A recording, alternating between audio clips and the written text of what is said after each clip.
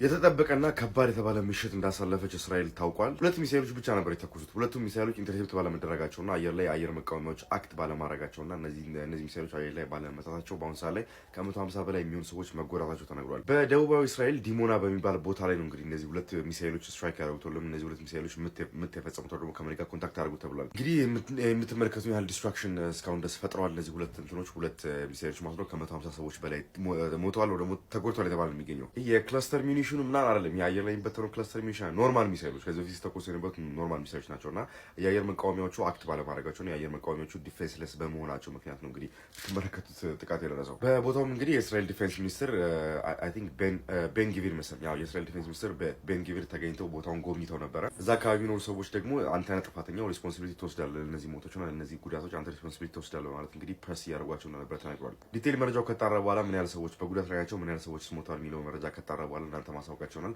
ፕላስ ምልክቷን መንካት እንዳትረሱ። መቻችሁ። መልካም ቀን